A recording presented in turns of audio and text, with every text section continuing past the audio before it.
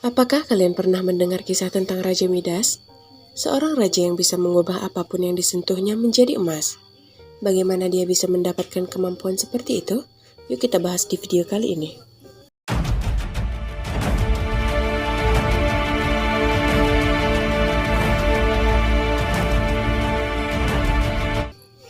Midas adalah seorang raja Frigia, atau yang sekarang lebih dikenal dengan Turki. Ia tinggal di kastil mewah bersama putri satu-satunya. Raja Midas memiliki sifat yang sangat menyukai kemewahan, dan ia juga sangat terobsesi dengan emas.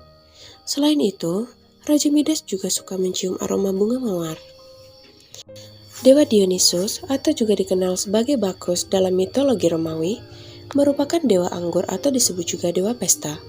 Suatu hari, ia melewati kerajaan Midas dengan ayah angkatnya, atau ada juga yang menyebutnya sebagai gurunya, yang bernama Silenus yang berwujud satir.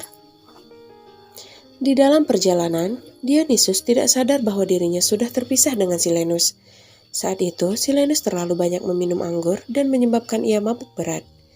Dalam keadaan yang sangat mabuk itu, Silenus akhirnya tersesat di Taman Mawar milik Raja Midas. Dan kemudian beberapa petani Frigia menemukan Silenus dan membawanya kepada Raja Midas. Raja Midas yang ternyata mengenali kakek tua itu, kemudian menjamunya dengan ramah selama 10 hari 9 malam di kastil mewahnya. Dan Silenus juga menghibur Midas dan teman-temannya dengan cerita dan lagu-lagu. Pada hari ke-11, Raja Midas mengembalikan Silenus kepada Dionysus di Lydia. Dan karena kebaikan Raja Midas yang telah menjamu Silenus di kastilnya, Dionysus memberi satu permintaan kepada Raja Midas. Raja Midas yang sangat suka dengan kemewahan dan emas pun lantas meminta agar apapun yang disentuhnya bisa berubah menjadi emas. Dionysus awalnya sempat menyuruh Midas memikirkan kembali permintaannya itu.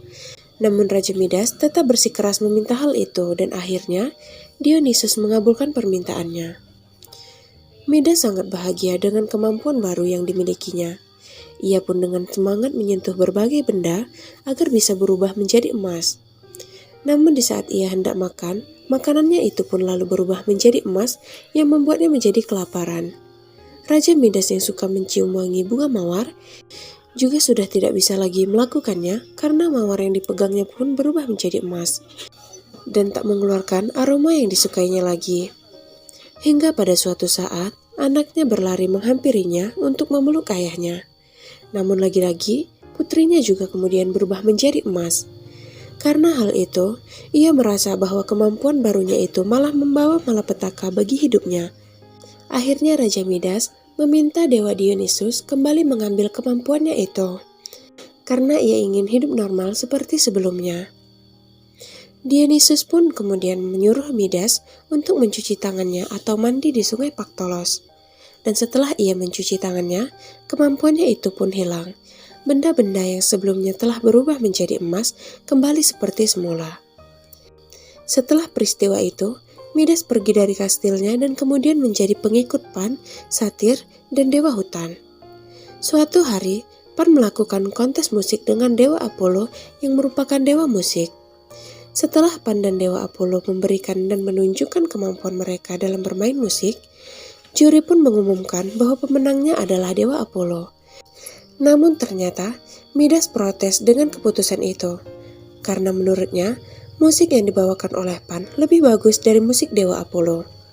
Dewa Apollo yang murka dengan protes dari Midas, lalu mengubah telinga Midas menjadi telinga keledai, yang membuat Midas merasa sangat malu. Dengan keadaannya seperti itu, ia mencoba menutupi telinga keledainya menggunakan turban atau penutup kepala yang besar. Namun tentu saja hal ini tak bisa ditutupinya dari tukang cukurnya.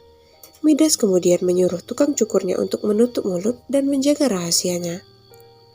Namun lama-kelamaan, tukang cukur itu sudah tak tahan lagi untuk menyembunyikan rahasia itu. Lalu ia pun menggali tanah dan membisikkan ke tanah tersebut bahwa Raja Midas memiliki telinga keledai. Setelah itu, ia kemudian menutup tanah itu lagi. Tukang cukur itu merasa lega karena akhirnya dia bisa mengatakan rahasia itu dan merasa bahwa semua akan tetap aman karena ia hanya membisikkan rahasia itu kepada tanah. Namun lama-kelamaan, tumbuhlah sebuah tanaman di atas tanah tempatnya berbisik itu. Dan kemudian tanaman itu akan berbunyi bahwa Raja Midas memiliki telinga keledai jika tanaman itu tertiup angin. Dan karena hal itulah, rahasia Raja Midas akhirnya terbongkar dan terdengar ke segala penjuru. Nah, itu dia cerita asal-muasal tangan emas Raja Midas dan juga telinga keledainya.